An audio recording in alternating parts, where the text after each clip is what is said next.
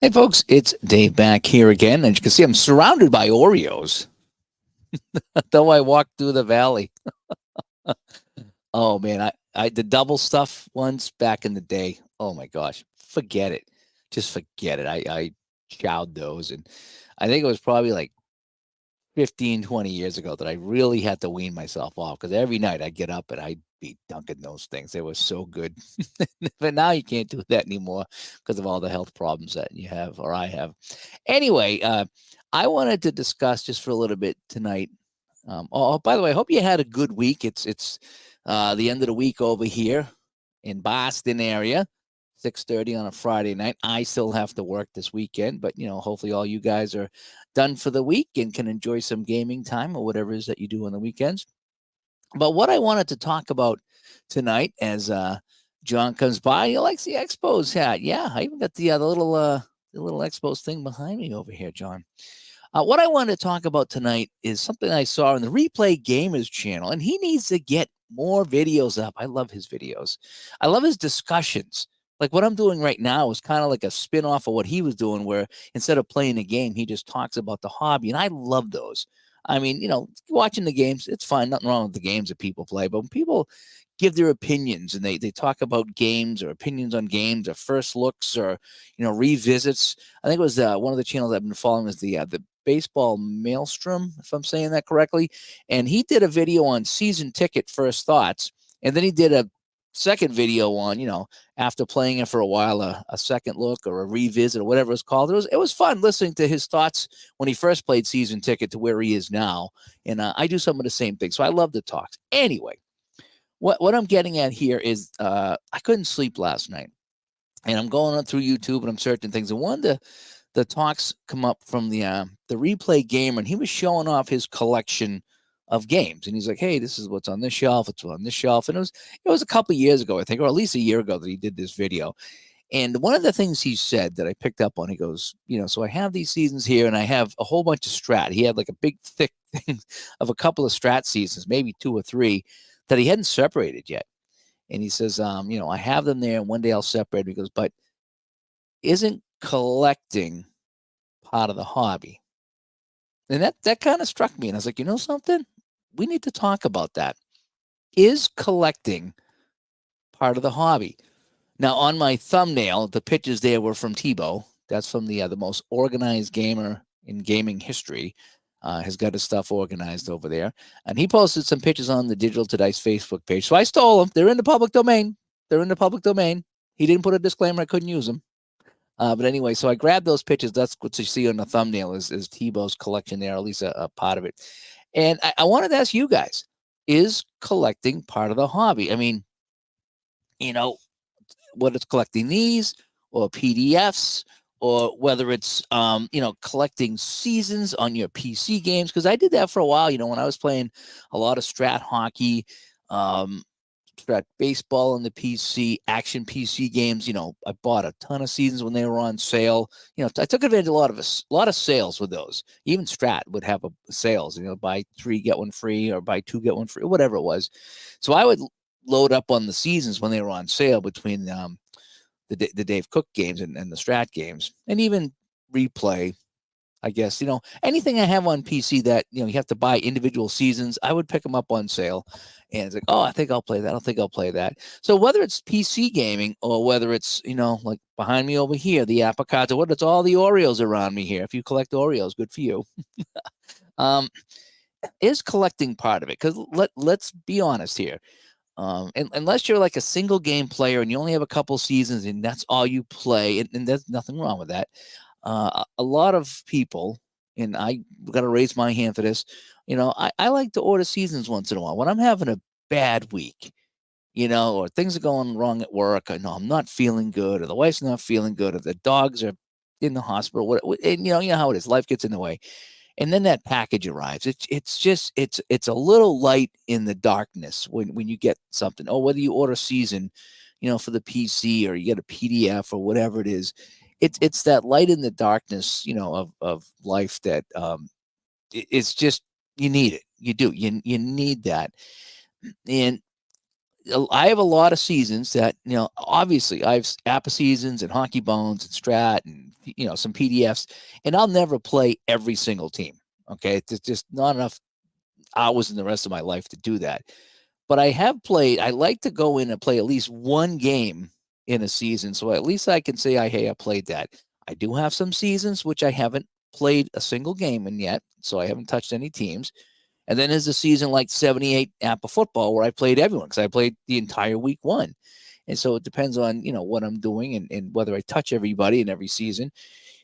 But the replay gamer brought up a good point. He says somebody's I haven't got to yet, but he goes, I like collecting games. I like having these seasons. This is my hobby. This is what I do. And then Tebow's the same way. He's just, Tebow's always doing unboxing. I think he's got every single APA baseball season known to man. And he still gets stuff once in a while. He goes, hey, I ordered off of eBay and I got an original set of, 1958 or whatever it is. And he unboxes it and he's like, I just wanted the older set, to complete my collection or to complete the 50s or whatever it is. I'm paraphrasing here. Don't hold me to that. But, a lot of people are not going to play every single team and every single season they have. But this, again, we all know people, we've been to their houses and they have a collection of something. There's somebody who might have a $2,000 sword, samurai sword on his wall. $2,000 samurai sword. Can he use that? Can he go out in public? No, but it's on his wall and he likes it. You know what I mean? I bought a guitar many years ago. Only spent a couple $100 on it, but it looks awesome. I don't know if you've seen it on my channel. It's that the Randy Rhoads guitar. And it was the cheapest model I got, and I've only played it a handful of times, but it's sitting over there on the stand. And every time I come downstairs to Studio B, I walk by that and I say, I'll play that again one day. But it's kind of a decoration at this point, but I love it, and it makes me feel good. And knowing that I can go pick it up and play it anytime I want is kind of a peace of mind. And that's kind of how it is with some of the seasons that I have. It's like knowing that if I see something on YouTube or if I see one of you guys playing something, it's like, oh, I'm going to go play that too. Or something sparks me that it's like, oh, I have that season. And I've done that so many times. It's like, oh man, I'm going to go play that. Oh, I have that season. I pull it out, put the teams on the table and I play. And it's I don't know, it's a good feeling to have, when that happens. And so sometimes it's collecting it to have it. Sometimes it's collecting it to play it. And other times it's a little bit of both. Let's go to the chat room here and see what's going on in here. And John says, absolutely, I have a huge collection of APA. Okay. Yeah, and APA is one of the more expensive ones, and they take the heat for that. But for me, I played a ton of APA hockey. Again, not all the teams, but I played a ton of it. I only have a handful of baseball seasons because I'm more particular about baseball than I am hockey and football. I have a pretty wide range of hockey and football that I would play, whereas baseball in general is a little bit more focus for me because I was only a huge baseball fan for a handful of years when I was younger, and I follow it from time to time, but it's nothing I'd want to get a whole season for. So, I mean, I'm more picky with my APA baseball, but I thought about every now and then picking off a season to have it, so I could play. Because again, I'm kind of gravitating toward the APA games right now. So for me, that's where I am. But I have some strat seasons that I bought back in the day because, they didn't have them, especially the hockey. Now I have a whole bunch of hockey seasons that I just don't play. Now, will I come around to playing strat again someday? Yeah, probably. At some point I'll say, oh, I want to play some strat hockey, and I'll pull it out. So I'll be glad I have it. But right now it's just part of my collection. And so, yeah, that's where we are. And so, okay, Alan is here. And he says, absolutely. He goes, I have some sets from games like Big League Manager Baseball that I've never played. I just couldn't resist buying them when they were cheap on eBay. Yeah. Yep, it is. And John says, cards and dice therapy is real. Okay. Uh-oh, his ears must be ringing. The bat symbol went into the sky. The replay gamer. And he says, yes, collecting is part of the hobby. And this is where I admit from the beginning here, I kind of stole this idea from the replay gamer that he made a good point. He says, this is what I do. I like to collect them and I like to play them. And is it wrong? And And so it's just something I wanted to talk about here tonight. Because again, this is something I kind of stole from him. Not gonna lie, and it's something I think that I just wanted to kind of talk about that here tonight in some of my talks that I like to do. And so is collecting part of the hobby? What does RJL have to say here?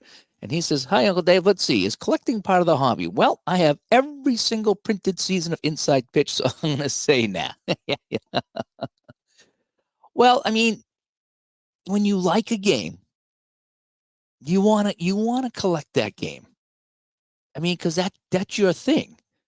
Inside Pitch is your game. You are the best at it, and we all go to your channel to watch you do that. I mean, other things too, obviously, but that's your game, and you love that. And so it wouldn't surprise me if you have all the printed seasons because that's your game. I have a couple games now, like Apple football is kind of becoming my game. It just stinks that the seasons are really expensive, but I managed to pick off a few and trade for a few and borrow a few. And so I've got I've got a few seasons of that, but I'm playing the crap out of that. So that's one of those. I'm collecting those, but I'm playing that. And the same with the Apple hockey. Even I got to say though, I did collect the Apple hockey more than play the Apple hockey. Because I just wanted to have the OR seasons, the cup seasons. There's a couple of seasons in Apple hockey that I don't have, and maybe one day I'll pick it off, but it's not that big of a deal if I don't have a couple of these seasons. I just picked up 2010, 2011. I says, okay, I got the playoff fever. I did. And it's like, Bergeron retired last year. Chara's all done. Who knows how long some of these other guys are going to be playing. So I'm going to get 2010, 2011 and play some of the current Bruins, or at least the guys that just retired. You know what I mean? So now, I got my Oars and I got my Neelys and my Borks, but now I should have a Bergeron season. I should have a Chara season. And so I picked up 2010, 2011. And to my surprise, there's a whole bunch of reasons why I would really like that season. So that's what I plan on playing. But I don't have every Apple hockey season. And I don't know if I'd want everyone because there's some seasons I really am not interested in. Like, 40s, 50s, 60s, late 60s, maybe, but 70s, 80s, 90s is my sweet spot, So those are the ones I like to have. Alan, what does Alan got to say here? You are correct. When I was recovering from surgeries, I ordered season sets from various games. Many of them haven't gotten out of the closet yet. Well, you have them though. And you know that at any time you could pull it out of the closet and play those seasons and those teams. And just kind of having them is fun. And I bet ordering them was fun, and I bet getting them in was fun. And that's part of the hobby that I think we I don't want to say we overlook, but I think it's part of the hobby that it's not in the gaming part of the hobby. And we, again, you buy these things to play. At least, most of us do. But the joy of, the Sears catalog shopping on your favorite game's website and ordering stuff, whether it's PDF or whether it's, PC seasons or PC games or just printed seasons, there's a lot of joy in that. There really is. I love looking at what's on, available to purchase, whether it's on sale or what it's just, whatever. I enjoy that. I really, really like seeing what I could buy. Okay, what's available to buy. And then when it comes in, when you hear the mail truck or FedEx or UPS and you hear that truck pull up and you're looking out the window and you see that white box from Apple or that long, cardboard box from Strat or whatever game it is, sitting on your steps, and you can't wait to get that. And I've had a couple of bad weeks of work, and I've come home knowing that I'm going to do an unboxing at midnight when I get home from work from the rink, and I'm in a sour mood, but I know I'm going to have a good time opening that box. And so that's part of the hobby too. So it's not just playing, it's ordering the stuff, it's getting the stuff in, it's opening the things, and it's having a collection of things, and it's I think that all of that is part of it, and when people's like, well, how many seasons do you need? It's like, well, how many you got? That's my answer. It, you know, it's this is our hobby. This is what we do. And if you're spending the rent money on it, that's not a good thing. But when I go through my busy seasons and I get the extra check in or something, a birthday gift card or anything like that, it's like, yeah, okay, great. I got 50 or $100 I can spend on a season, or I can spend on a game, or I can spend on something, and it's like, what do I want to spend it on? Do I want to buy a hat? Do I want to buy a pennant? Do I want to buy a season? I mean, I got a whole bunch of hats over here. As you know, I wear different hats all the time. So I guess it's kind of a collection, kind of hats. And now they get worn. I wear them here on the show. So it's not just sitting on the shelf. But I mean, how many hats do you need? How many t-shirts do you need? I got like 25 Godzilla t-shirts. I just bought a bunch one time and I still add to the collection once in a while. Oh, and RJL says he's got 64 seasons. That's a lot of seasons. That's probably more than I have with hockey, baseball, and football APA combined. I don't think I have nearly that many seasons, and maybe even hockey bones. I don't have. If I combine hockey bones with APA hockey, APA baseball, and APA football, it might be. Oh, jeepers, I don't even think it'd be 50 seasons at that point.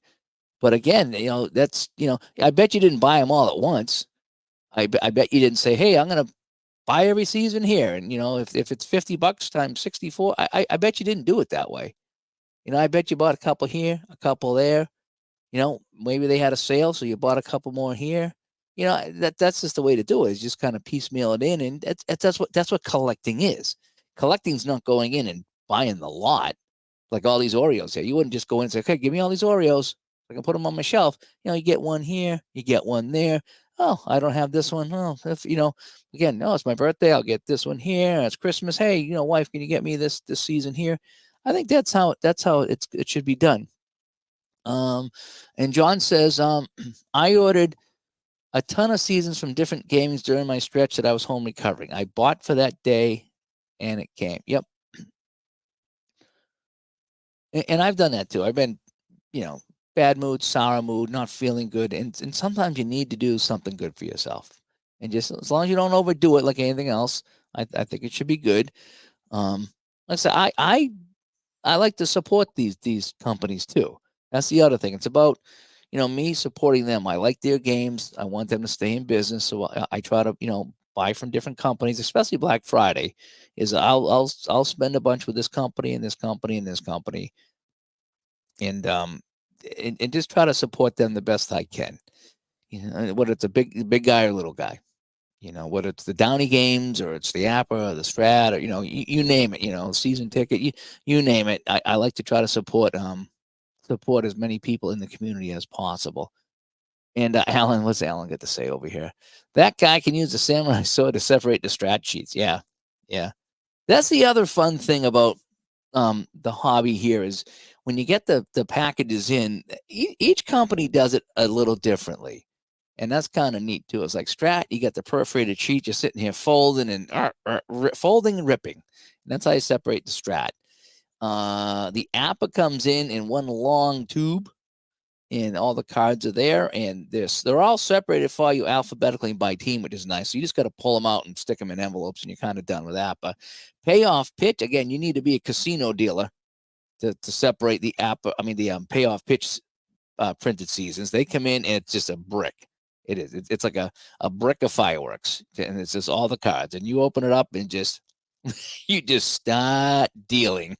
And you see me do unboxings here for payoff pitch. In a way, it's fun, and in a way, it's like, man, I just can't wait till it's done and everything's separated. But that's how they do it. I don't have any inside pitch printed seasons, so I'm not sure how they do it. I'm trying to think who else I have for printed seasons. Oh, Hockey Bones. Hockey Bones is kind of very similar to Apple, where you get all your teams and they're kind of separated. And alphabetical too, I think. So the Hockey Bones and the app are very, very similar to that. Do I have any other printed seasons around here that I can think of? No, most of the other stuff is the PDFs, I think. And Daddy Kingslayer, one of my favorite things is when I talk about seasons. Yeah. Well, and again, this is part of the hobby too, is talking about it, and talking about things you enjoy. I myself, I'm a talk radio junkie, or at least I used to be. I remember being teenager listening to talk radio, which is unheard of for teenagers. Everyone should be running around, raising heck out there. And there'd be some nights I'd sit home with the AM radio on and just chill out and listen, to whatever it was. And I still do, whether it's sports talk or something else. And now I don't listen to a lot of radio now. I'll listen to a lot of YouTube is what I do. So I get a lot of my information from YouTube, and it's anything from our hobby here to ancient civilizations and how they build roads. I mean, I have just a wide variety of interests. Whatever pops up, it looks good, I'll watch it. But talking about the hobby is part of it too. I mean, so you get your buying, you get your receiving and opening, you got your playing, you get your talking about it, talking about seasons. And I like to talk about the seasons too, because it's like, what are we going to play? Who's going to play? I couldn't believe it when I got my 2010, 2011 season in for Apple Hockey, that was the Atlanta Thrashers last season. That's a reason to buy that season all by itself, is you get the last season for the Thrashers. So it's kind of a bonus to me that season has that, and there's a handful of guys that played on some other teams. It's like, oh, okay. And I got Sidney Crosby with that too. So there's a bunch of, I call them newer players. I know that's 14 years old that season, but excuse me, there's a bunch of newer players, I call them newer, that I don't have. Again, I'm the 70s, 80s, 90s guy. So fast forwarding to 2010, it's 20 years past my hockey prime. So for me, it was a big deal getting that season. Board games. Yes, I just started board games and sports games at the end of 2023, and just looking at my collection, deciding what to play that night is fun. Yeah, I'm like I said, I'm not too far ahead of you. There's a lot of people, maybe even in this chat room here, that have been playing these games for 40 or 50 years. I've only been playing it maybe 6 or 7 years. Because if this is what, 2024, 2017, yeah, it's about kind of when I started, 2017, 2018. So that's why, I'm enjoying the heck out of it, because to me it's still all new. This stuff is still pretty new, and some of these games have been around a while, but it's still pretty new. Andrew coming by here. Great expos. Yeah, boy, that went over well. This was a good choice tonight. Definitely collecting is part of the hobby. I sold off a bunch of Strat baseball seasons 20 years ago and regret it. That's why I'm hanging on to my Strat seasons right now. I wish I had a couple more baseball seasons, but they don't offer them for sale. But I do have some hockey. Some I got off of eBay. Some were from the Strat website. In fact, there's a couple of seasons of baseball and hockey that I bought that they no longer sell. They're out of stock. And so it's like, ooh, I have these. So I'm glad I got them when I did, even though I haven't really played too much of them. But there's a couple of seasons I did buy off of eBay as well. And the one guy, I think it was off of Facebook, and he sold me 79. I consider it to be kind of a fair price. He didn't gouge me on it. He probably could have got another 20 or 30 bucks out of me for the season, but he sent it to me, and it's the older set, and I enjoyed playing playing that as part of my 79 replay. So I did play that a little bit, but so for me that was still kind of new. And let's see. So as far as selling, yeah, I'm kind of glad I bought what I bought, and I haven't sold anything. I did trade a couple of seasons though for some Apple football seasons, and to me that's fine, because I will be playing the Apple football more than I will some of the seasons that I traded away. Again, I'll miss those seasons, but I am, what I got, I will play a lot more. So it was nice collecting those other seasons that I traded, but I will get more use out of these. I will get my money's worth out of the seasons I traded for faster than the ones that were sitting on the shelf.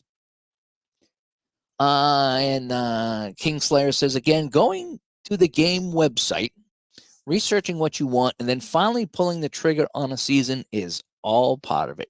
He says, I nailed it. That is, and that's stuff that we don't consider, is that's part of it.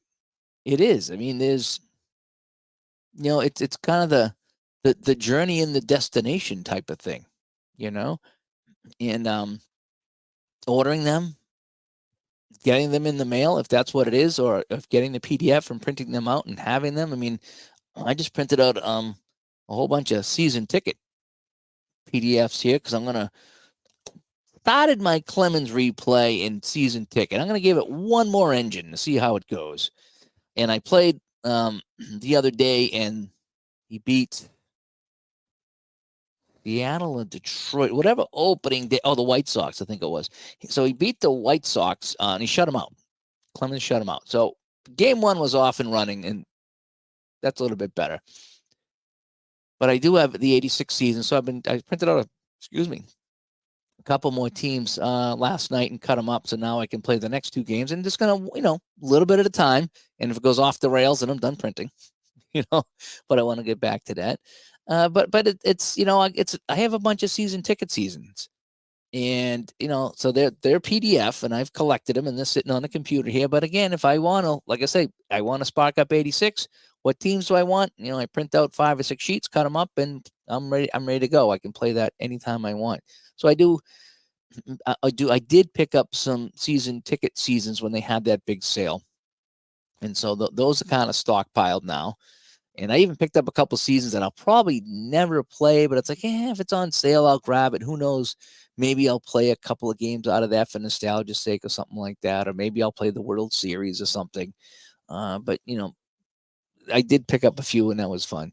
And the other thing, at least with me, and you guys probably know me by now, how I'm kind of all over the place with my games, is I kind of bounce around. Like, this week I'll be playing this game and love it, and then I'll move on to something else, and then back to something else, and then find something else. So for me, like, I didn't play season ticket for a long time. It just wasn't on the table. It's not that I don't like it.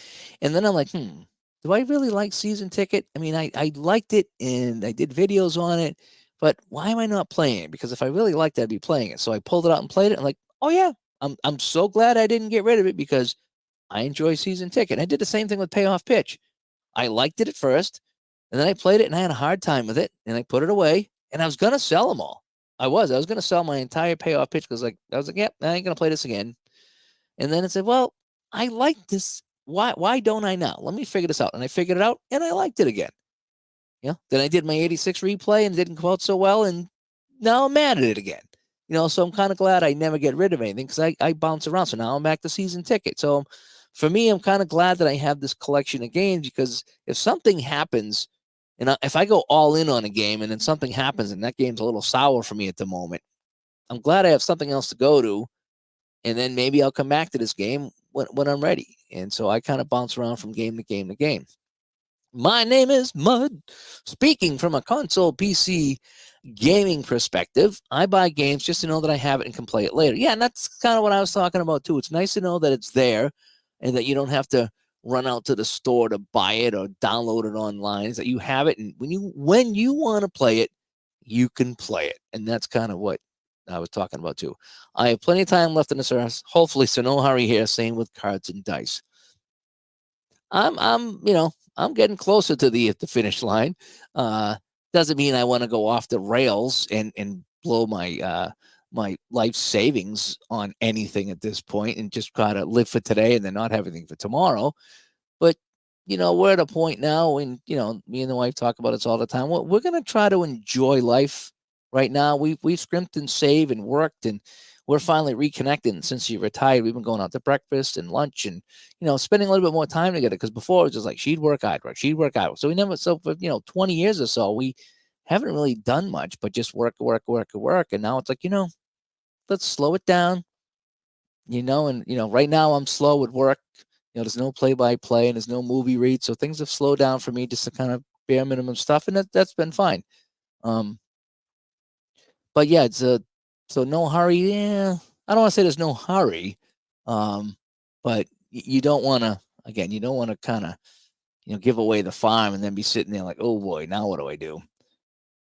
Let's see. John says supporting the companies is a great point. Buying from them keeps them developing new seasons in sports. Yeah, hang on a sec while I open my window here. The lights make it hot down here. And yeah, that's the other thing too. And that's kind of what happened with regular season basketball is I put that on the channel. It kind of blew up for a little bit. Uh Marco got some orders. He made a couple more seasons, and so again, it's not getting rich at it, but it was nice to see that it got puts a breath of fresh air back into his game, and people started playing it, started buying it. I think he made a couple more seasons. He did something with Sports Sim Magazine as well. So yeah, so I mean, you just never know what's going to happen when you find a game or play a game or support a game. Uh, Payoff pitch separation is a sport of its own. Yeah, it is. It should be an Olympic sport. It really should be. Payoff pitch unboxing should be an Olympic sport. And let's see here. What else do we have in the chat room? RGL. Inside pitch cards are perforated, so it's fold and tear for 2 hours. So similar to Strat, I would imagine. I do like the colors on inside pitch. I will say that. And same with the inside the crease hockey cards, because I do have I got some PDFs of that I printed out. I do like the colors because they coordinate with the teams usually, and I do like that. And now that was one of the complaints about the Hockey Bones cards as well as the app, although app has been doing it their way for, you know, over 50 years or whatever it's been. But some people complaining like the Hockey Bones is black and white, and they're like, we'd like to see some color on the cards. Yeah, I mean, some games that I can. I'm going to say, I guess I'm used to Hockey Bones being black and white, so it doesn't bother me. But when I have a card that's color, for example, here when I get my Kansas City Royals here, and that's in color, and there's like red and blue on the card and the whole bit. Yeah, I do like that. I do like it when you have the team colors on there, but it's not depending on the game. Depending on the game, it's not a deal breaker for me. So again, the Hockey Bones being in black and white, I live with it. Appa being, you know, black and red and not team colors, I live with that. Strat the same way, I live with it. But the newer people that do the games and they have the cards that have the color on them for the teams, I do like that, you know. But again, I'm okay. I'm okay with the companies that have been doing it their own way without the color for a long time. That I guess that's what I'm going to say. Alan, nobody's figured out the algorithm for how they put together the payoff pitch brick. Yeah, yeah. That's the thing. Like when Appa comes in, it's alphabetical by team usually. Sometimes there's a split in the middle somewhere, but for the most part, when you go to the end, when you get the Z and pull it out, that's the end. Everything is that team. You put it in a folder. I still go through it because I like to look at the names of the players, but for the most part, yeah, you're right. You're done with that. The payoff pitch, you wonder if they have like a whole bunch of zoo animals just sitting there throwing the cards everywhere. Because I don't know how they print them. It's not alphabetical. It's not by team. It's a little bit by team though, because if you think about it, if you take a stack, sometimes it's like the A's, the B's, and the C's, and the D's, and then you go all the way down. But it's not exactly. It's in order alphabetical to a point. Because it skips a lot too. You might skip the P's or the N's or the M's, and then you grab another stack, and it's the same thing. So it is funny how they do the payoff pitch. I don't get it, but that's what they do, and it is fun. Sweetest Jeff, holy cow, he's been a gaming maniac lately. There, I've been watching some of his stuff on the Discord and on Facebook and a whole bit. He is having a real fun time, and it's good to it's good to see. I'm watching John Alexander and Sweetest Jeff, and they are just having a blast with their games, and it's infectious. And me and Ron talk about this all the time. Like, did you see these guys? These guys are going nuts, and they're having a blast. And it's like it is fun to watch. Good evening, Dave and Chad. Happy Friday. Yep, it is Friday. Hopefully everybody had a good week and you're done with work. I still got another full day tomorrow, but that's besides the point. Rediscovering cards and dice for me has been like reuniting with an old friend I lost touch with over the years. Yes. Yep. I never Now I didn't rediscover it. For me, it's just new. It just it's the newest thing. It's like, oh my gosh, this is great. I've never seen this before. And so for me, it's still kid in a candy shop type of mentality with me. Yeah, I'm looking around and still, oh, look at seasons and games I haven't tried and things like that. And that's why I like trying different things and looking at different games. And I don't sit with one too long because there's just too many to play, and they're all pretty good, you know. And I look around here at my PDF folders, and I have all the games in the boxes back here. I got over here a couple of cabinets that have some overflow, plus all my play games are over there. And it's just like, man, there's so many fun things to play, and so I bounce around with it. Uh, Let me see, what do we got here in the chat? Ron McGrath coming by here. I started playing in my youth, joined the Air Force, got married, having it on the shelf, started again 22 years after having a stroke, and believe it's morphed into collecting also. Okay. So yeah, so you feel the same way that, when you buy something, I'm probably talking seasons here, because when you buy a game, chances are you're going to play that game. I don't have too many games that I've bought that I haven't touched. I do have one over here that I still haven't unboxed from Black Friday. I'm not going to say what it is. I'll still unbox it someday. So I haven't pulled that out and played it yet. It's I don't want to say it's a smaller game, but it's not. I don't know. I don't know what it is. I'll when I unbox it, you'll know. And so for me, I don't have too many games that I haven't played. I've at least tried every one of them. I think I have a lot of the play games, and of course, I played a bunch of Hockey Blast. I played some.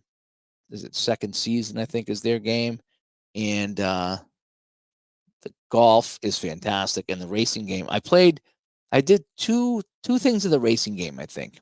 So I have played them. And the baseball game, I had a hard time with, so I only played a few innings of that, and I need to go back and figure out what I'm going to do with the baseball game. But the other ones, I've at least played one game, one segment, one race, whatever it is, golf, one tournament. I played more than one tournament with the golf. So I don't think there's any games I have here aside from maybe Strat Football. I have Cards and Dice Strat Football that I bought off of Facebook a few years ago, and that didn't go well solo, so I just put that away. But I do have the PC game for that, so that might be one that I haven't played yet. But I think everything else that I bought, I've at least played the game. So I'm kind of talking. The collection would be seasons, and maybe games too. But I'm kind of thinking, when I think collecting something, it's something that you get, you order, you enjoy the ordering process, you enjoy getting it in the mail, and then you kind of have it on the shelf and don't do much with it. So that's where the collecting versus the playing comes in. If you play it, it's still collecting, but collecting's kind of like, it's something that you have, like, oh, I have a collection of baseball cards. Well, you don't, not me personally, but you know how people collect baseball. Well, what do you do with the cards? Do you like sit on at night and go through them all? No, but you have a collection of them. Then some things you use. I have a collection of Godzilla shirts that I'm wearing right now. I'll wear them. They get a lot of use. I have a collection of some other things that like my hockey shirts. I got a lot of hockey shirts. I don't really wear them too much anymore because I don't play a lot of hockey anymore and don't need to, because usually I have a team uniform, so I don't need my Bruins or my Nordique shirt anymore, because I just don't really wear them that much, but I still have a collection of them. P-Jet coming by, and Swedish Jeff says, yeah, Ron, we hope you're doing well. Hopefully the gaming has helped out too. Yeah, P-Jet brings up a good point. Finances don't allow for more than a few purchases a year. Yep, and sometimes that's what it comes down to too. And there's certain points of the year that my finances dry up. In the middle of the summer, they dry up, and so I don't buy anything. I cut back way back in the summer till I can kind of get some work again, and so I work around that myself sometimes. Why I did that. The Valley of the Shadow of Death is my background. I know, right? My blood sugar just went up like 15 points just putting that picture up. It does. But we're talking about collecting, and it's like, well, do you collect Oreos? Because there's a whole collection of Oreos sitting around me here. Notice that I'm kind of away from them. They're not really touching me, so that doesn't hurt as much. Sweet as Jeff here. I have not played anything on the computer in over a week. I'll eventually get back to the PC games. Right now, I'm really enjoying cards and dice and can't wait to play Apple football. That's where I am right now, too, Jeff. I have a whole bunch of PC games and I do enjoy it. Sometimes, like I said, I like to kick my feet up and just get the mouse out and click away. And, playing like Stone Cold here or, Strat Hockey or Strat Baseball or anything like that here, that I have for PC games. Just fun to kick back and play that. I am enjoying rolling the dice and flipping the cards and having the cards on the table here because to me that's very engaging. So I like being engaged like that. I like kind of being in control too. When you play on the computer, you're really at the mercy of the computer. But when you have the cards and dice on the table, you are in control. And if you don't like something, you don't have to do it, or you can change it, or you can do whatever you want. Whereas the computer, you're kind of locked in. And so for me, I like to have the cards and dice. That's where I am right now. I still play the PC stuff. In fact, I was kicking around Action PC Football, and because I got the new one that just come out, and I was like, I haven't purchased that in a few years. I haven't played it in a few years. I had some fun with it. To me, though, I wasn't that good at it, and it just was frustrating not being good at it and having just 3 and out every time on the game. Every pass was incomplete, and I know that you can't complete every pass, and you can't get a touchdown on every drive. And I get all that, but whatever I was doing as a casual gamer wasn't fun. Let's just put it that way. What I was doing wasn't fun. Whereas playing Apple football and Apple hockey and even Apple baseball, a lot of things on the tabletop, it's different. If I roll the dice and the Patriots lose, I'm rolling the dice. Whereas if I'm on the computer, it's like a little bit more competitive for me, and it kind of drives me nuts. Whereas rolling dice, half the fun is rolling dice and reading the charts and figuring out the outcome, and that's my engagement. When I sit back and click, it's the engagement's not there, so I'm actively playing, I'm actively managing, and when I fail at that, it drives me nuts. And that's when it becomes not fun. Kind of like that golf game when I lose my crap because the ball starts going everywhere, and I don't know why. I just don't know why. So it kind of drives me nuts. Let's see here. Let's see. Sweetest Jeff, do you have a YouTube channel? And he does, but he doesn't post a lot of videos. He plays some piano and keyboards. Very nice. Very nice. If you ever want to check out Diamond Mine Baseball, let me know. I can check out a few seasons. Okay. Yeah, that's one I haven't done yet. I know that there's a lot of people that do play Diamond Mine Baseball. It's just for me, like I say, I'm being the casual baseball guy, and I hate to keep using that, but it's the truth. I just baseball. Like I like the strat baseball. I like replay baseball. I even like baseball mogul. Those engage me. But the diamond mine there, that looked just kind of plain Jane for me, and just kind of reading the play by play, just kind of didn't do it for me. That seemed more like a I don't know. I don't know how to describe that game. I really don't know how to describe the game. And I don't want to talk down about the game, but just when I looked at it and watched people playing, I was like, I don't know if that's for me. Not baseball anyway, because I'm just not that big of a baseball fan to want to play something that kind of plain Jane, I guess it is. But who knows? It might be awesome. If I were to play it, I might love it. So that's why I always like to try new things. I will judge because that's what I do. I'm a judger. So I will judge a game from what I see and decide if I want to play it or not. And if it looks good, then I want to play it now. If it doesn't look good, then it goes to the back burner in the back of my mind. It's like, well, someday, maybe. Let's see here. Alan says, I agree. I feel like I'm watching a PC game as opposed to playing a cards and dice game. Yep. I think that's what it is too. It's much more personal, handling the dice and the cards and figuring things out. I mean, I love the cards.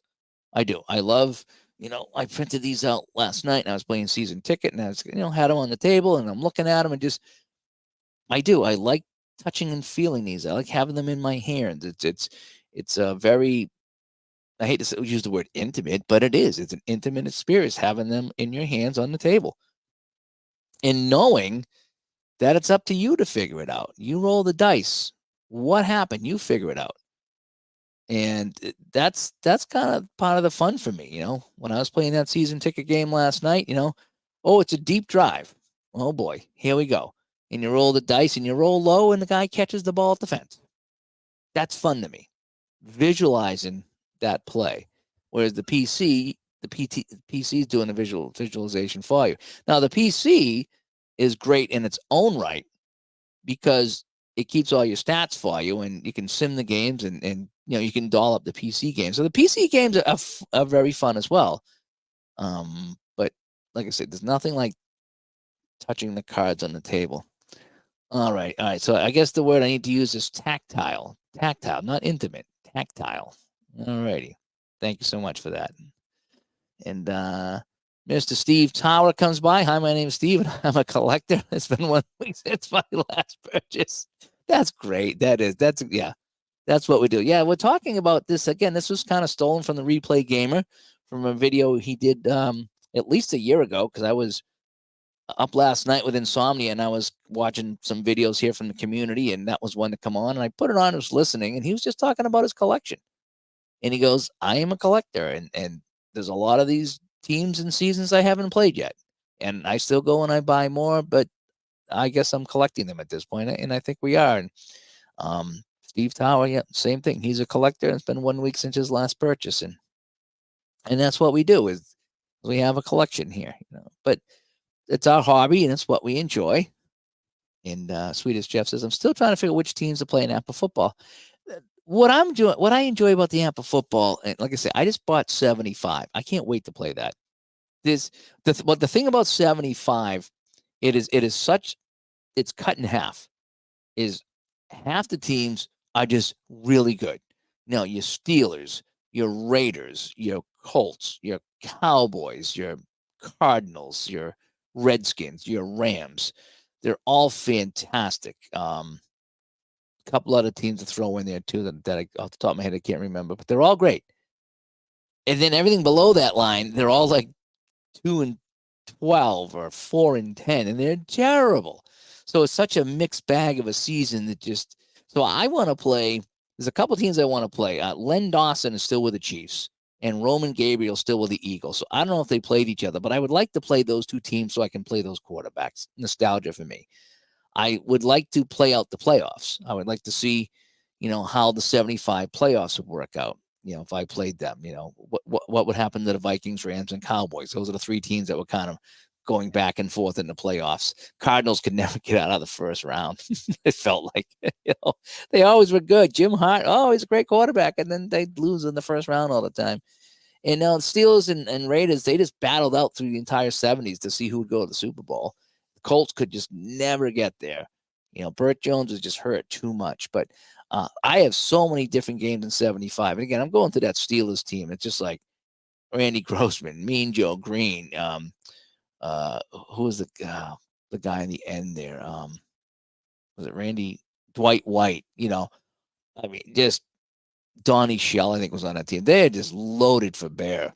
And it's just fun seeing all those guys. And I tell you, that's one of the great things about cards and dice, and especially the cards and dice football, is just all those defensive guys. They're right in your hand. And it's, rather than being on a sheet, they're in your hand one at a time.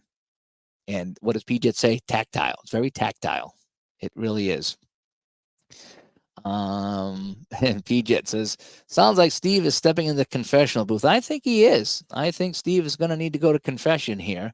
And but he's he's already admitted that he's a collector, so that's half the battle is admitting your problem, admitting your problem. So Steve has a problem. We all do. I mean, that's why we're here. We all have problems, and but there's worse problems to have, that's for sure. And wasn't the World Football League around in 75? Yes, there was. And there's a few players like Zonka went there. Yep. There was the World Football League in the 70s, and then the USFL. And I don't know if APA has any USFL or not. That I don't know. I know that there's some floating around out there because Jason, Jason did a video today. His eye was all red. Jason, I feel you. My eye was red for a week and a half, and I finally got some drops, and it's getting better now. So I had a red eye too. So must be going around. must have been picked up through YouTube or something. But he has the USFL set. I don't know if I'd want to. I mean, it'd be fun to have those crazy teams, but I just don't know enough people on the teams, players on the teams, to try to spend that kind of money on a league like the WHA. I have a couple WHA seasons, mostly for nostalgia reasons, but there's still just enough guys in the WHA that I know, so I don't mind playing them. And it's like, okay, yeah, I know this guy, that guy, but 80% of the guys I don't know, but still there's 20% that I do. So for me, I can find a couple of games that are kind of fun. Teddy Green, when he played there, and Bernie Perron and Chivas. This is a handful of guys I'm quite familiar with that I can play the WHA with. But when it comes down to the football, Flutie, I think played it, with was it the Generals or the something like that. And so there's a handful of guys that played in that league in the 80s, but the WFL or the World Football League, that I don't know much about. Although I did see a video how the guys didn't get paid for the championship game, and when the game was over, the cops raided them and were taking all the equipment away because they owed so much money. Really? You're going to send in police to go collect football gear because you owe money? Is that the job of the police, is to go and confiscate helmets and shin pads and, shoulder pads because you owe money? I thought that was a weird, weird story. I really do. It's still weird to this day. And I get it that you owe money and you're kind of crooks about it, but come on. Is taking all the helmets and shoulder pads and cleats back, what are you going to do with that? Is that really going to pay the bills, or are you just kind of doing it to be jerks? I think you're just doing it to be jerks. And let's see here. Alan says, I just started the Cardinals 2015 replay in APA. You are right about how easy the gameplay is. My only problem is trying to figure out how to get the game time to be less than a European cricket match. Well, here's the thing. Do you need it to be less than a European cricket match? Are you having fun playing the game? That's what it comes down to. I play all kinds of games. Some games take me 5 minutes. Some games take me 20 minutes. Some games take me 3 hours. When I was playing History Maker Golf from Play, when I was out of work during the pandemic, and I would start around supper time, take a break around 9, and then finish up between midnight and 1. That was taking me 5 or 6 hours to play an entire tournament. And I enjoyed every minute of it. And not once did I say, man, this game's taking too long. Not once did I ever say that. When I was playing the Apple football in the beginning, once I get over the hump of sorting it out and getting used to the Apple way that they do football, once I kind of get that out of the way, these games were taking me 45 minutes to an hour to play a quarter in the beginning. Now it's closer to 35, 40 minutes for a quarter. But it was taking me 4 hours to play a game of Apple football, and it didn't bother me a bit. I never once walked away and said, I ain't playing that again. It takes too long. I said, I can't wait to play the next game because I had so much fun. So for me, if it's 4 hours of fun, it doesn't matter if I played one game or if I played 10 games. I can play, how many games of shootout hockey in 4 hours and still have fun. But the Apple football, again, there's something about Apple football. There's just some magic in that. There's Al calls it the voodoo. There's some voodoo in Apple football that just makes it fun. That just time passes and it doesn't matter. At least to me, it doesn't matter. And I can, I gotta, go to work or go to sleep or people come over. Okay, I just leave it on the table, walk away, and come back. And I'll come back and finish the game and have fun. So for me, the time thing is not that big of a deal. Now, the time thing will affect what projects I do. Because obviously, if it's going to take me 2 to 3 hours to play a game, I need to factor that in to see what I'm going to do. So I'm trying to play the 1978 season, and I did week 1. It took me a while to play, and I just started week 2, and it's been fun. And that's the one I think I'm going to play out. The other ones, like the 81 I want to play the playoffs. I really do. And there's a couple teams I want to kind of play a one-off against. And what I really want to do with the football is take a couple of teams and have a what if Super Bowl. I'd really like to do that. It's like 76. What if the Patriots had beat the Raiders and beat the Steelers and then went to play the Vikings? Let's play that Super Bowl, right? Let's see how that plays out. And I'm going to do the same with my Apple Hockey 2010, 2011. What if the Bruins played the Sharks instead of the Canucks? Can Joe Thornton and Patrick Marleau beat the Bruins? Let's find out. That's why we play, right? That's one of the reasons we play, is to find out what would have happened, or at least what would have happened, if I'm playing it. Again, what's my result going to be? And so for me, that's what I'm going to do a lot of the football, is to play some of the what if Super Bowls. Can I take this team through the playoffs? Things like that is what I'm going to do. Oh, back to the chat room here. And Swedish Jeff says, 75 is a classic season. Have you ever watched the America's Game NFL series? I think so. That's the one. I was going back and forth between 74 and 75. And when I watched the two, I watched they were like half hour, 45 minutes each of 70, like the highlights of the season, then the Super Bowl of each. And I just leaned a little bit more towards 75. I don't know why. And I know I have 76, and I usually don't like to get that close with the seasons. I like a little bit of space between them. But the year before the Bucks and the Seahawks come in, it was just kind of a magical time. And all those great teams that I just wanted to play before they come in and beat up on the expansion teams. That was just a fun. I mean, the Cowboys, Steelers in the Super Bowl. I'm gonna play all kinds of what if Super Bowls with that set. There's so many different teams I really want to play on that and have some fun with that. But I did watch those on YouTube. Yeah, that's the other thing. I'm on YouTube all day long, so these things come up, and I'm like, oh, man, here I go shopping again for a new season. And the Kingslayer, I have 75 for Gridiron Wars. I have that back right over here somewhere. One of my boxes, Gridiron Wars.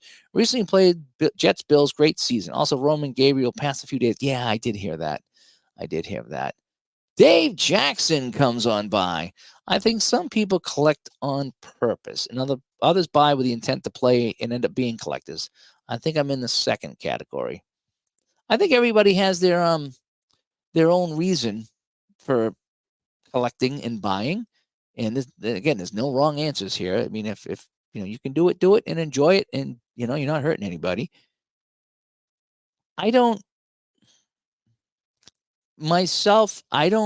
buy to have it on the shelf. I buy with the intent that I will do something with it. I will play a game, a series, a team. There's a reason why I buy seasons, the reason why I don't. There's some seasons I just won't buy unless it's on a sale, or if something happens and it falls onto my lap. But there's some seasons I just, not my thing. And so I'm not going to spend the money on that just to have it on the shelf. If it's something I think I might play, that's what I buy. So for me, it's not about buying just for the collecting. It's buying so I know I have it. So if I want to play something, it's there. So I'm kind of in the middle on that. Sometimes I buy it to have it, but there's always the intent to play it. In fact, sometimes I come down here and I look around at what I got, and I'm like, okay, what I haven't played in a while. Okay, I don't remember playing this season for quite some time. I'm going to take out a couple of teams and I'm going to play them. Just if it's even just a one-off, I want to play this season because I bought it for a reason and I want to enjoy it. And when I get done playing the game, I feel like I've helped justify that purchase, if that makes any sense. And Jeff says, I'm waiting for Apple to release more seasons from the late 80s. Yeah, me too. 80s coming up first, so that'll be probably a must-buy for me. Again, that's wheelhouse. 76, 84, 85 is big for me with football. I've always had a soft spot for the Browns. Monty Schottenheimer is like Gene Muck, brilliant, but no championships. Yeah.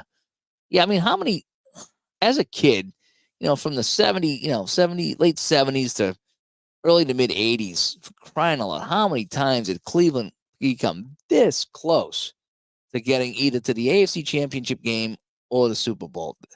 And that would be another fun replay, is to take some of those Cleveland teams, Elway in the drive, whatever year that was. I don't know if that was 86, or I don't know what year that was, but Elway in the drive. Can you play that game? Can Cleveland stop Denver? Can they beat that? The one they had the interception in the end zone against, was it the Raiders or something like that? Can you win that game and see what would happen beyond that? And that's the great thing about, again, having these seasons. We can do that. All righty, clams and stuff. Holy cow, that is such a great name. I haven't had clams in such a long time, and we got some good clams up here in the Northeast. Let me tell you, there's a lot of good fried seafood places here that I'm not supposed to have fried food, so it's very rare that we go out. But once in a while, ooh, yeah, it's so good. The clam chowder up here, so good. I just got a new basketball game. It took me about 4+ hours to play my first game, and it will. When you're playing a new game, it's going to take you a long time, especially if it's a fuller play game. And even if it's not, your first few times you're reading. I mean, I don't know about you, but I'm reading the directions, playing the game, reading the directions, and I'm going back and forth. So my first 2 or 3 games takes me forever because I'm stopping, reading. Am I doing it right? Go back to the table. I think that's what this is, but let me check. Yep, okay, that's right. So for me, like every step of the way, I'm reading the directions to make sure it's good. And then, slowly but surely, you're like, okay, I've done this 10 times. I know what this is. And then you memorize something else and something else and something else. So now you're not going into the rule book as much, and things are happening. Things are flowing. The game is moving. And, at some point you'll get 80, 90% of the game down, and you'll only need the rule book for a couple odd things. At least that's my experience. So yeah, and don't be shied away at that. It's like anything else. The first time you put together a swing set, or the first time you fix the fence, anything you've done in your life for the first time, it's a learning experience. And it takes a while to learn what to do. Then you go back a second time, you're like, piece of cake. I mean, we used to buy, I still got them over here somewhere, like cabinets and stuff. Whether it's a TV cabinet or just a little closet or whatever. And, we put them together. And it's, sometimes you screw the things in, sometimes you're hammering. And it takes you like all day. And you're like, how the heck did this take me all day? It's like, if you gave me another one right now, I could do it in 20 minutes. But you need to kind of get that first one out of the way. And that's the learning curve. So yeah, don't let any game that takes a long time discourage you. And unless it doesn't get any faster. I mean, but I don't think anybody plays it right out of the gate super fast. Alan back here, and he says, I do enjoy it. I'm at about the 1 hour per quarter level right now. Good to know that it does get quicker over time, and it should. It should. I'm a slow player. I play slow because I want to enjoy it. I want to make sure it's right.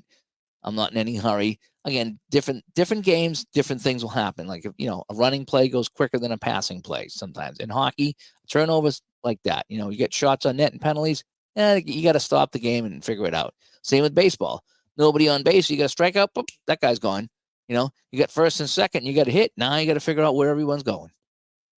If there's an error on the play, what happened on the error? So again, every game has their fast plays and then their slower plays.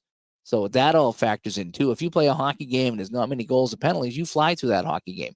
You got you get a hockey game with lots of goals and lots of penalties, and you're stopping all the time to figure out what those penalties are and what those goals are and who's getting the assists. That game's going to take a long time. So it's just how it is. But for me, I timed myself a couple of times offline, and I says, okay, how fast can I play this without racing, without not having fun? How fast can I play a quarter? And it was just over 30 minutes on a typical quarter. I did a couple of them in just over 30 minutes. And I was like, okay, that ain't bad. So, if I wanted to, and I put my mind to it and I just focused on it and I had all the distractions off and I don't have any of you guys on YouTube while I'm playing, again, distraction free, I can do it in about, a half hour, a quarter. Problem is, I'm never distraction free. My phone will beep. I'll have something on YouTube. The wife will call down. Somebody will call me on the phone. Or I'll just be like, what's going on on Facebook? And I'll lean back and I'll search Facebook. You know what I mean? Or, what's the score of the hockey game? What's the score of the football game? So I'm always drifting away from the game. So that's another reason it takes me a long time to play stuff, cards and dice, that is, because I'm always drifting away. Somehow with the computer games, I'm a little bit more focused because I'm just clicking buttons and following along. So I'm more focused on that. Whereas cards and dice, I play it, and then I kind of take breaks, so to speak. Todd comes by. Hey, Todd, Appa and second season draw you in, and it puts you in the game. That to me is rare for a football game. I don't know how Appa football does it.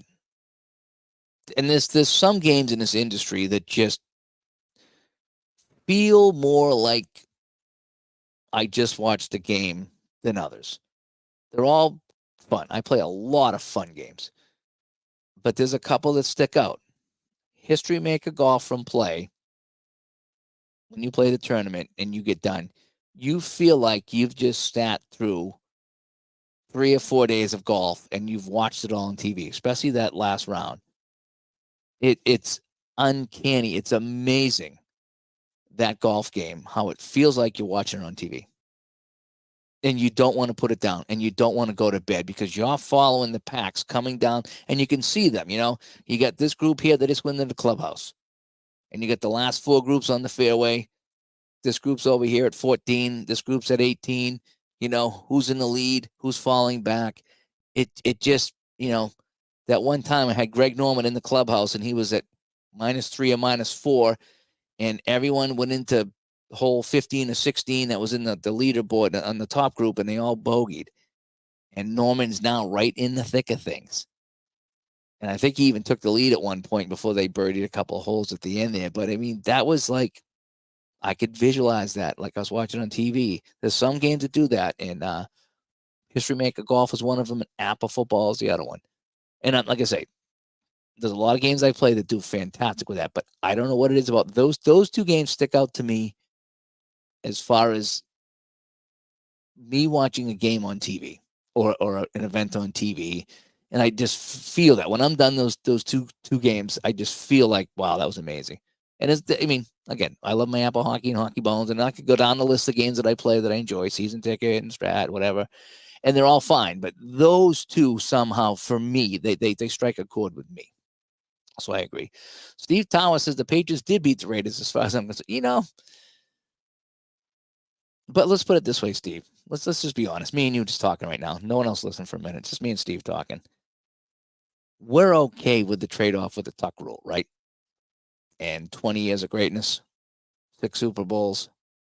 I don't know about you, but I watched that 76 replay of that roughing the passer now, and I'm okay with the trade-off. I wasn't okay for 24 years, but in 2000, when that happened, the tuck rule happened, and that started. Who would have thought? Right? Not to go off on a tangent, but who would have thought that play, the overruling of the fumble and calling it an incomplete pass, would have set the destiny for Brady and the Patriots? How many other things had to go right in that game for New England to win? How many other things had to go right in Pittsburgh the next week? And how many other things had to go right in the Super Bowl? And then the next year, and the next year, and the next year.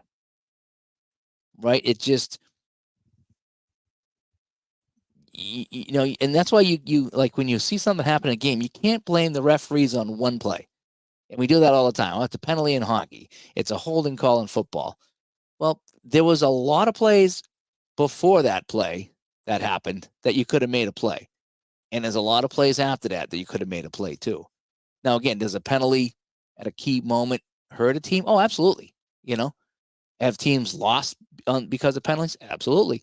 But why do you think the coaches get up and they always say, I know they're kind of saying the right thing, but they're always saying, hey, we needed to make a play well before that, and we didn't. And so we got a bad call there, but we put ourselves in a position for a bad call. And you just got to be honest about that.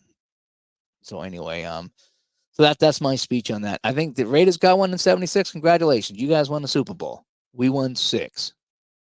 I'll take that. Jeff says, time flies when you're having fun. It's a cliche, but true. Yep. Oh, let's see. Alan says, I don't buy much anymore. Printed card sets are getting too expensive. Better to buy the PC downloads on the online services. They don't take up any space. Yeah, that's a whole nother discussion you can have too. Is your PC stuff's on the computer and hard drive space is fairly cheap and you don't need to print anything. You don't need to cut anything. You don't need to store it. You're exactly right. I need to remove these Oreos because I am going to go have Oreos. So I need to get rid of that. All right. How about that? so we don't have to look at the Oreos anymore. my blood sugar is going to come down about 20 points right now, just getting rid of that picture. But yeah, and I see, like I said, the printed stuff is expensive. To me, like the season ticket's the one I don't mind printing and cutting because I get it to cut so nice. I print it really quick, I cut it really quick, but there's some other, especially with the baseball, when you get tons of people to print out. Oh my gosh, so many teams, so many players. For me, it's when I calculate how much time is spent printing and cutting to put a whole season together, it doesn't make any financial sense to not buy the printed version. If I'm going to spend, 20 or 30 hours printing and cutting, plus my materials, yeah, I'm better off just buying a set if it's a set that I really want. But yeah, that's there are times that again we talk about this all the time because it's cost prohibitive. The shipping has gone up, so that is another thing to consider, and that's why it's great to have these options so you can play the PC games and pick up the seasons on sale and play to your heart's content and not have any storage or any shipping or anything like that. Yeah, so there's so many different options to have, and none of them are wrong. Glenn stops by. Hi, Glenn. Thanks for coming by. And you want to play that Cowboys 49 championship? Oh, yeah, with 81? Oh, yeah. Well, here's the thing about 81, Jeff, is you got the Dolphins-Chargers game, right? That's the one that went into overtime, that they were overheating and the whole bit. So you got the Dolphins-Chargers 81. So the Chargers go from Miami on one Sunday or Saturday, which was what, 80 or 90 degrees. And then the next week they go to Cincinnati for the Freezer Bowl, and it was like, what, minus 19. You're talking about an up and down for the Chargers. And I know they're a warm climate, but they go to Miami and they overheat, and then they go to Cincinnati for like one of the second or third coldest games ever. So you got those two games to play, and then you have the catch, which is the 49ers Cowboys, and then you got Cincinnati San Francisco Super Bowl. So there's a lot of great postseason games just in 81. I can't wait to play Stabler on the Oilers. That's one of the things I wanted to get in 81 because again it was a replay gamer. I keep blaming him now. He was opening 81 and he stumbled on. I think he was the one that showed Stabler on Houston. I'm like, oh man, I was like Stabler. I know I couldn't stand the Raiders and the whole bit, but the Snake was just awesome. Then he went to Houston. I was like, okay, I got to play some Snake on Houston. And Steve Tower. It all started with the Mo Lowe's hit on Bledsoe. It did. That's what kind of started. But if you think about it, if that's a fumble and Brady doesn't get the second chance to come back and win the game, and then Vinatieri doesn't hit those kicks, are we still talking about it? Is Bledsoe going back in next year? If they lose that game to the Raiders, is it Brady or Bledsoe next year? That's the thing. Brady caught the magic, and Belichick was smart enough to put him in. I was going to go with Bledsoe. When Bledsoe came back, I said, why isn't Bledsoe in there? And Belichick was smarter than me and kept Brady in, and there we go. And sweetest Jeff, eventually I want to get the master game, but the basic game plays really well, and it's so much fun, and it's easy to play out of the box. Yeah, here's my take on the master game. I have the master charts in the master rules. Okay, somebody just sent me the chart. Say, hey, I'm not playing it. Take the chart. I use the master charts because I like how it's split up. So you have first and fourth quarter and second and third quarter. You get different results. So for me, the more results, the better. So instead of rolling the dice and you get one result, you get two now because it's split up. And so sometimes the field goes good and sometimes it's not good. Sometimes it's a fumble. Sometimes it's not. Sometimes it's a gain. Sometimes it's a loss. And sometimes it's the same. But the idea that I like the different results from the master book. And you get the screen pass in the draw. So that's in the book, in the master book as well. I don't use any master rules, though. I use basic rules, but with the master chart, if you follow that. So the master game really is for head-to-head because that's your blitzes, that's your audibles, it's keying on people, and that's all stuff that I don't do, and a lot of people don't do when playing solo. Some people do, and good for them. So a lot of the master stuff and Apple football is really geared for head to head. It really is. And so I don't use it. I use the chart, I use the book, and occasionally, like I say, there's a couple things that I might use. Like I might try to rush a punt once in a while. So there's a whole paragraph on rushing the punter and the pros and cons of that. So sometimes I'll do that, but I don't do any blitzing, and I don't do any keying on anybody. And so for me, um, I don't. I guess I don't use the master rules, but I do use the chart and occasionally the block punt. That's just what I do. So, but yeah. So anyway, so we're talking about is collecting part of the hobby, and this kind of started last night around 2 a.m. when I couldn't sleep, and I was listening to our replay gamer talk about his collection of games and how he has a whole bunch of strat seasons that he never got to rip apart and put away or even play yet. And he said that he's okay with that because he considers that part of the hobby, that collecting is part of the hobby. And that's what we're talking about here. And we're getting some good feedback on that. So I'm just kind of wondering, what you think there, whether you're in the chat room right now or whether, you're listening to this later on. What do you think? Is collecting part of the hobby? Do you have to, the stuff that you buy, it's like, well, if I don't play it, I've wasted my money. Or are you happy that you have it and you have it in your collection?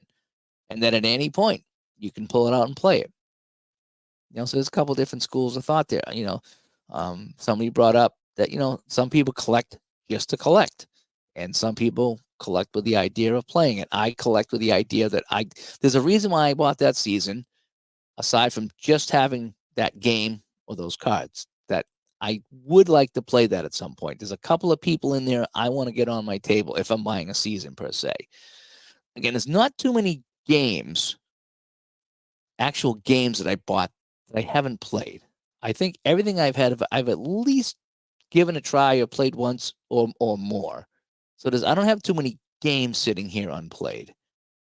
But seasons and PDFs and PC seasons, yeah, there's a lot that I haven't touched, and I'll pick, like I say, those are the things that you pick up on sales and Black Fridays and things like that. So,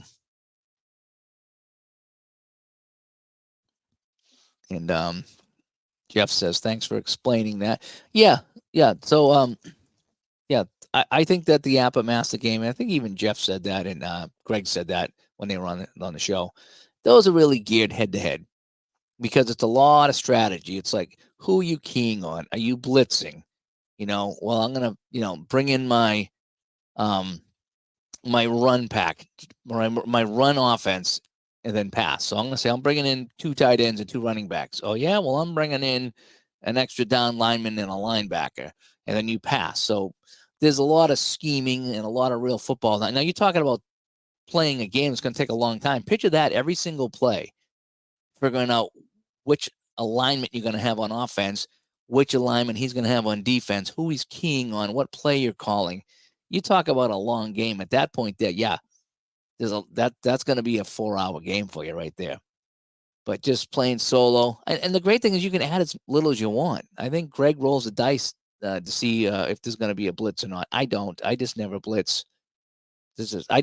For me, in my mind, everything is baked into the results on the chart. So when I roll the dice and I get my results, whatever happened out there, whatever package is in there, whatever they're doing for keying on anybody, that's going to be in the results.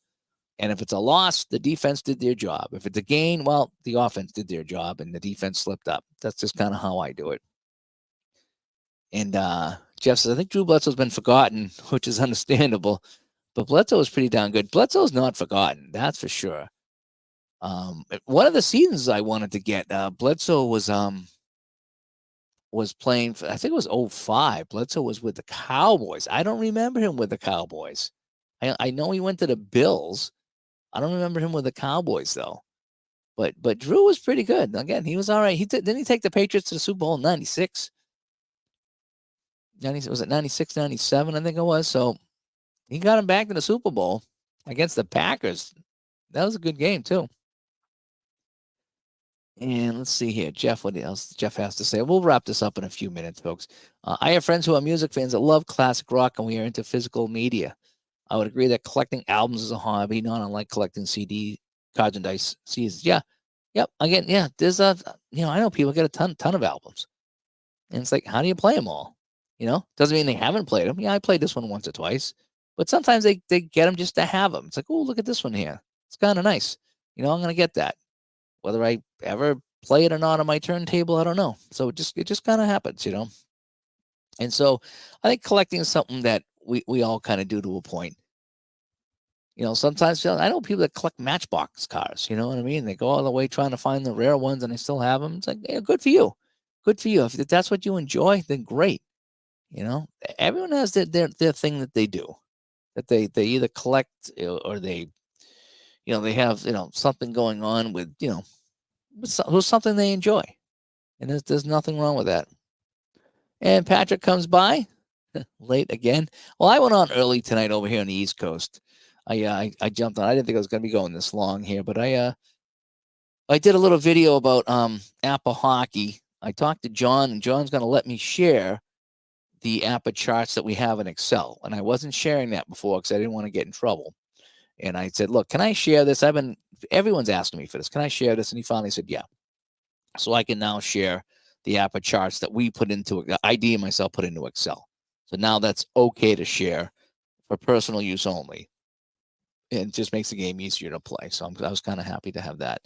So yeah, Jeff. Hope everyone does have a great night and a great weekend. I'm gonna probably jump out here. I don't know if there's any hockey on tonight, but I might kick back and just watch some hockey. I do have to work in the morning, so maybe something. I might offline bang out another game of season ticket baseball with Clemens in the '86 season.